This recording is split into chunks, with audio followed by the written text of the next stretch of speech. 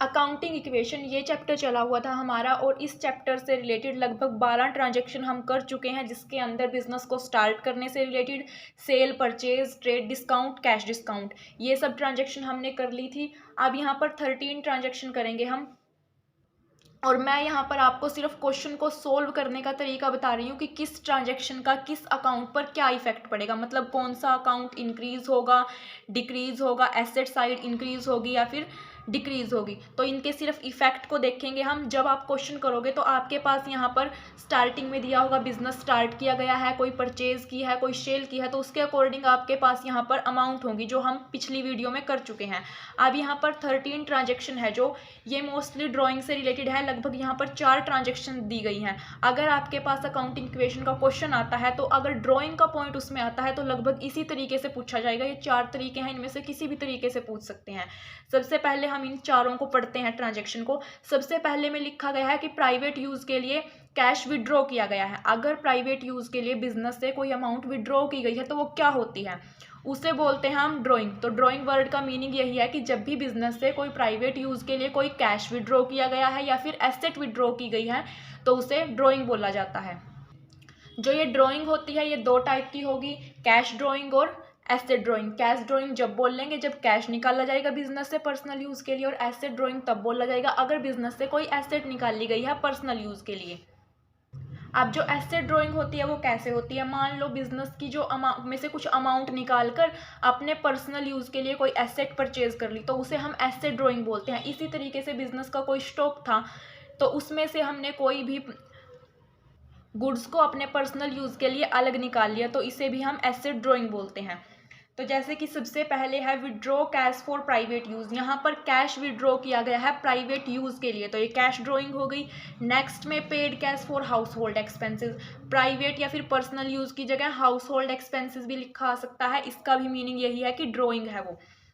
Boat motorcycle for personal use के लिए motorcycle खरीदी है तो ये हमारे बिजनेस से किसी तरीके से रिलेटेड नहीं, ये है तो एक तरीके से की एसेट मोटरसाइकिल परचेज की है, लेकिन इससे हमारे बिजनेस में कोई बेनिफिट नहीं होगा तो इसे भी हम ड्राइंग मानेंगे। Purchase furniture for office use and for personal use. यहाँ पर दोनों यूज के लिए बोल दिया कि फर्नीचर परचेज किया ऑफिस यूज के लिए भी और पर्सनल यूज के लिए भी। अब जो फर्नीचर ऑफिस यूज के लिए परचेज किया है वो तो हमारे लिए एसेट बन गई क्योंकि हम उसको बिजनेस में यूज करेंगे तो वो हमारे लिए एसेट है। और जो भी फर्नीचर परचेज किया है हमने पर्सनल यूज के लिए वो ड्राइंग हो गई, लेकिन किस टाइप की ड्राइंग हो गई, एसेट ड्राइंग हो गई। अब यहाँ पर सबसे पहले वाली को करते हैं 13 को। Withdraw cash for private use 2000 की अमाउंट है, प्राइवेट यूज के लिए निकालना है तो यहाँ पर क्या डिक्रीज होगा और क्या इंक्रीज होगा। अब जो कैश है वो पर्सनल यूज के लिए जब बिजनेस से निकाला तो हमारे बिजनेस से क्या गया, कैश गया। 2000 का निकाला है तो 2000 का कैश गया, लेकिन बिजनेस में कुछ आया तो नहीं ना, तो इसका क्या इफेक्ट पड़ेगा। अब हमने पढ़ा था एक साथ में 2 अकाउंट्स के ऊपर इफेक्ट पड़ेगा, और जो एसेट साइड होगी वो लाइबिलिटीज के इक्वल होगी, लाइबिलिटीज प्लस कैपिटल के। तो इसका इफेक्ट क्या पड़ेगा, आपकी यहाँ पर क्वेश्चन के अकॉर्डिंग कुछ ना कुछ अमाउंट दी गई होगी, कैश की भी कुछ ना कुछ अमाउंट होगी, वो आप जब क्वेश्चन सोल्व करोगे आपके पास आ जाएगी। अब यहाँ पर 2000 का कैश निकाला गया है तो यहाँ पर क्या होगा, लेस होंगे 2000 से कैश डिक्रीज हो गया। और इसी तरीके से इस कैश का क्या इफेक्ट पड़ा, ड्राइंग का क्या इफेक्ट पड़ा, यहाँ पर हमारी जो कैपिटल थी वो भी 2000 से डिक्रीज हो जाएगी। ये होगा ड्राइंग के केस में।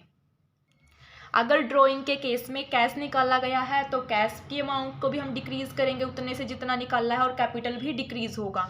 अब यहाँ पर जो 14 है paid cash for house hold expenses, ये भी सेम है बस थोड़ा तरीका अलग है इनका बोलने का। Paid cash for house hold expenses, house hold expenses के लिए कैश पे किया है, अमाउंट है इसकी 8000।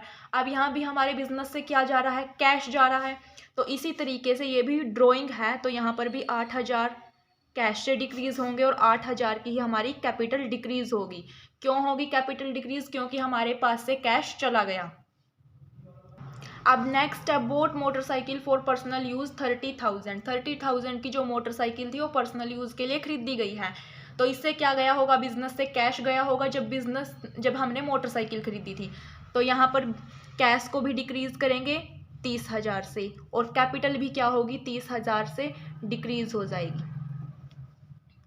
लेकिन यहाँ पर जो 15 ट्रांजेक्शन है, अगर यहाँ पर ये पर्सनल यूज़ ना बोलते तो इसको कैसे सोल्व करते हम। अगर यहाँ पर बिजनेस के यूज़ के लिए मोटरसाइकिल परचेज की हुई होती तो यहाँ पर हमारा कैश तो डिक्रीज होता ही 30,000 से, लेकिन कैपिटल को हम डिक्रीज नहीं करते क्योंकि हमने बिजनेस के यूज़ के लिए खरीदी है तो वो हमारे लिए एसेट बन जाती।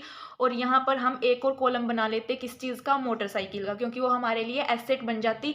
तो यहाँ से 30,000 डिक्रीज हो जाते और वहाँ से ऐड हो जाते।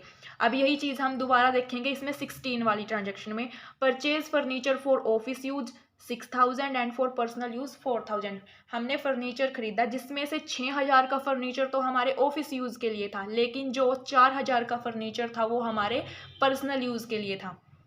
अब सबसे पहले आप ये देखो, इन्होंने ये तो बता ही दिया कि ऑफिस यूज़ के लिए और पर्सनल यूज़ के लिए कितना है। अब ये देखना है कि बिजनेस से कैश कितना गया है। कैश कितना गया है, 6,000 प्लस 4,000, 10,000 का कैश गया है हमारे बिजनेस से। तो यहाँ पर कैश को डिक्रीज कर देंगे 10,000 से। अब जो फर्नीचर हमने क्या किया है, ऑफिस यूज़ के लिए परचेज किया है, वो हमारे बिजनेस के लिए एसेट है, उसे हम बिजनेस में यूज़ करेंगे। तो यहाँ पर हम एक नेक्स्ट कॉलम क्रिएट कर लेंगे फर्नीचर का, क्योंकि फर्नीचर हमारे लिए क्या है, एसेट है। तो ये हमारे बिजनेस के लिए एसेट बन गई। कितने का फर्नीचर, 6,000 का, जो सिर्फ ऑफिस यूज़ के लिए है वही एसेट बनेगा। अब यहाँ पर 4,000 रह गए। 4,000 को क्या करना है, सेम पिछले वाले पॉइंट के अकॉर्डिंग, जो 4,000 है ये हमारी ड्राइंग है क्योंकि पर्सनल यूज़ के लिए है, तो ये कहाँ से लेस होंगे, ये कैपिटल में से डिक्रीज हो जाएंगे यहाँ से। तो यहाँ पर आप देख सकते हो जब भी आपने कोई भी ट्रांजेक्शन करी तो यहाँ पर आपका एसेट साइड और लाइबिलिटी साइड इक्वल है। नेक्स्ट जो 17 और 18 ट्रांजेक्शन है ये आपकी डेटर और क्रेडिटर से रिलेटेड है। यहाँ पर 17 को देखें, अगर paid cash to creditor ₹9,000 for full settlement from home 10,000 goods costing purchased. यहाँ पर आपका कोई क्रेडिटर था जिससे आपने क्या किया था, 10,000 के गुड्स परचेज किए थे क्रेडिट पर, और उसको आपने क्या किया, अभी 9,000 दे के फुल सेटल कर दिया उसके अकाउंट को। अब इस ट्रांजेक्शन के अकॉर्डिंग हम क्वेश्चन बना लेते हैं। यहाँ पर हमने पिछली वीडियो में एक ट्रांजैक्शन की थी 10,000 की, जिसमें हमने 10,000 के गुड्स परचेज किए थे, तो हमारे क्रेडिटर क्रिएट हो गए थे क्योंकि वो क्रेडिट पर परचेज किए थे हमने। तो यहाँ पर हमारे क्रेडिटर थे, मतलब कि 10,000 के, सॉरी यहाँ लिखना है आपको, क्रेडिटर थे क्योंकि ये पहले से हैं। तो 10,000 के हमारे पास क्रेडिटर थे जिनको हमने पे करने थे 10,000, बट क्या किया, उनको 9,000 पे करके और उनके अकाउंट को फुल्ली सेटल कर दिया। अब हमने क्या किया है, क्रेडिटर को जब 9,000 पे किए हैं तो इसका क्या इफेक्ट पड़ेगा, हमारे पास से कैश गया होगा, लेकिन एक्चुअल में जितने पे किए हैं उन्हीं को डिक्रीज करना है हमने। यहाँ पर हमने 9,000 पे किए होंगे क्रेडिटर्स को, तो यहाँ पर 9,000 से कैश को डिक्रीज कर दिया। जब हमने 9,000 क्रेडिटर को पे कर दिए तो इन्होंने लिखा है कि फुल सेटल कर दिया, उसके अकाउंट को फुल सेटलमेंट के लिए पे की है 9,000। तो हमारे जो क्रेडिटर्स होंगे वो अब डिक्रीज हो गए। जो पहले 10,000 के क्रेडिटर थे वही सेम हमने माइनस कर दिया, अब उनको हमें कुछ नहीं देना। लेकिन अब जो हमारी एसेट साइड और लाइबिलिटी साइड है वो इक्वल नहीं है, क्योंकि हमने क्या किया, 10,000 देने थे, 9,000 दे दिए, 1,000 कम दिए हैं, तो 1,000 की हमारी बचत हो गई, हमारे लिए क्या बन गई, वो एक तरीके से इनकम, प्रॉफिट बन गया। तो जो हमारा 1,000 का बेनिफिट हुआ है वो जाएगा कैपिटल साइड, कैपिटल में प्लस होंगे 1,000। तो अब यहाँ पर हमारा जो एसेट साइड है और लाइबिलिटी साइड है वो बिल्कुल इक्वल है। इसके बाद जो 18 वाली है ट्रांजैक्शन वो डेटर से रिलेटेड है। Received cash from mister x in full settlement ₹14,000। मतलब क्या है इसका कि मिस्टर एक्स को आपने कभी उधार में कोई गुड्स सेल किए होंगे जिनसे हमें रिसीव हुए हैं 14,000। यहाँ पर पता नहीं हमें कितने के गुड्स सेल किए थे, तो ये भी आपको क्वेश्चन में मेंशन होगा ऊपर वाली किसी ट्रांजैक्शन में, जैसे कि हमने पीछे किया था, यहाँ पर सेल से रिलेटेड की थी एक ट्रांजैक्शन जिसमें लिखा गया था कि मिस्टर एक्स को 15,000 में ऑन क्रेडिट पर हमने गुड्स क्या किए थे, सेल किए थे। 15,000 में सेल किए थे हमने मिस्टर एक्स को गुड्स और क्रेडिट में सेल किए थे, मतलब कि अब उनकी हमें अमाउंट रिसीव हो रही है, लेकिन कितनी रिसीव हुई, वो हुई हमें 14,000 की अमाउंट रिसीव। तो मिस्टर एक्स ने क्या किया है, 15,000 के गुड्स हमसे खरीदे थे उधार में, लेकिन बाद में उनकी पेमेंट की तो 14,000 दिए, तो 1,000 उसने कम दिए। तो अब इसको कैसे लिखना है हमें इक्वेशन में, अब यहाँ पर हमें 14,000 रिसीव हुए हैं, तो एक्चुअल में जितने रिसीव हुए हैं वही लिखेंगे हम। कैश की फॉर्म में रिसीव हुए हैं 14,000, तो 14,000 को कैश में कर देंगे प्लस, और इसी तरीके से हमने उनको क्या किया था, उधार में गुड्स सेल किए थे, तो वो हमारे क्या बने होंगे, डेटर्स बने होंगे जिस टाइम हमने उसको उधार में गुड्स सेल किया था। तो यहाँ पर हमारे वो 15,000 का सेल किया है, तो 15,000 के डेटर क्रिएट होंगे जिस टाइम हमने वो पीछे वाली ट्रांजेक्शन की होगी।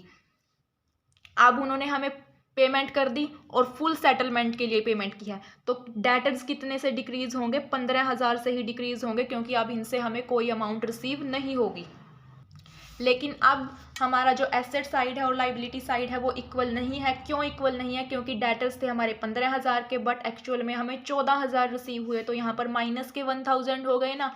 तो उनको क्या करना है, जो माइनस के 1,000 है वो एक तरीके से हमारे लिए क्या है, लॉस है, कि हमें 15,000 लेने थे लेकिन रिसीव 14,000 हुए, तो यहाँ पर कैपिटल भी हमारी उतने से ही डिक्रीज हो जाएगी 1,000 से। अब ये जो डेटर और क्रेडिटर की जो भी ट्रांजेक्शन थी एक दूसरे के अपोजिट है। आप देख सकते हो, अगर हमें क्या करना हो, किसी को अमाउंट देनी हो, तो हमने अगर वो अमाउंट कम दी है तो हमारे लिए वो बेनिफिट है, क्योंकि हमारी बचत होगी, जितनी हमने कम दी है तो वो कैपिटल में ऐड होती है। लेकिन जब हमने किसी से लेने थे तो उसने हमें कम दिए, तो वो हमारे लिए लॉस हो गया, इसी वजह से उसे कैपिटल में से हमने माइनस कर दिया। नेक्स्ट जो 19 ट्रांजेक्शन है उसमें है डिपॉजिटेड इनटू बैंक 20,000 की अमाउंट बैंक में डिपॉजिट कराई है। जब बैंक में डिपॉजिट कराई है अमाउंट, तो हमारे पास से कैश गया होगा, क्योंकि 20,000 का कैश ही हमने बैंक में डिपॉजिट करवाया है, तो हमारे पास से कैश गया है, तो मतलब कैश को हम डिक्रीज करेंगे, और बैंक में अमाउंट गई है तो वो भी हमारे लिए एसेट है ना। तो यहाँ पर एक और कॉलम क्रिएट हो जाएगा बैंक का, प्लस करके यहाँ पर बैंक का कॉलम क्रिएट कर लेंगे। तो उसमें तो जाएंगे 20,000, क्योंकि हमने 20,000 बैंक में डिपॉजिट कराए हैं, लेकिन हमारे बिजनेस से उतने का कैश भी तो कम हुआ है। अब वही अमाउंट हमारे पास बैंक की फॉर्म में है, तो यहाँ पर कैश डिक्रीज हो जाएगा उतनी अमाउंट से, और बैंक को हम क्रिएट कर देंगे। नेक्स्ट है इन्वेस्टेड इन शेयर, शेयर के अंदर इन्वेस्ट किया है 50,000 जब शेयर में इन्वेस्ट किए, तो यहाँ पर भी 50,000 से कैश हमारा रिड्यूस होगा, लेकिन शेयर हमारे लिए एसेट है, तो शेयर क्रिएट होंगे। आगे आप यहाँ पर शेयर्स का एक और कॉलम क्रिएट कर सकते हो, और वहाँ पर लिखोगे आप 50,000 को प्लस करोगे शेयर्स में, और कैश में से क्या करोगे, डिक्रीज करोगे 50,000 को।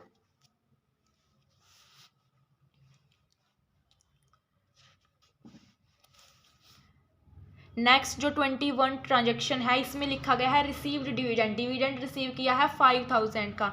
जब आपको डिविडेंड रिसीव हुआ है तो यहाँ पर क्या है, वो कैश में भी हुआ होगा, कैश इंक्रीज हुआ होगा, मतलब आपका 5,000 से, और इसी तरीके से जो कैपिटल होगी वो भी 5,000 से इंक्रीज हो जाएगी। लेकिन जो यही पॉइंट है रिसीव्ड डिविडेंड का, अगर यहाँ पर बैंक मेंशन कर देता कि आपके बैंक अकाउंट में आए हैं 5,000 जो डिविडेंड के थे, तो उसको आप क्या करते, उसको आप कैश की फॉर्म में ऐड ना करके उसको आप बैंक वाले कॉलम में 5,000 को ऐड करते, और कैपिटल वाले में तो वो ऐड होंगे ही।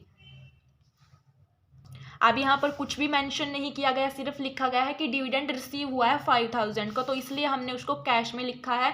अगर वहाँ पर बैंक मेंशन कर दे, कोई भी अमाउंट आपको अगर रिसीव होती है, ये यहाँ पर डिविडेंड की बात नहीं, कोई अदर अमाउंट भी अगर आपको रिसीव होती है और वहाँ पर वो बैंक वर्ड मेंशन कर देते हैं कि बैंक अकाउंट में आई है, तो उसे हम बैंक के कॉलम में प्लस करेंगे, कैश के कॉलम में प्लस नहीं करेंगे, लेकिन कैपिटल में वो अमाउंट आपको अगर रिसीव हो रही है वो आएगी। अब जो ये बाकी बची हुई ट्रांजेक्शन्स हैं इनको हम करेंगे नेक्स्ट वीडियो में।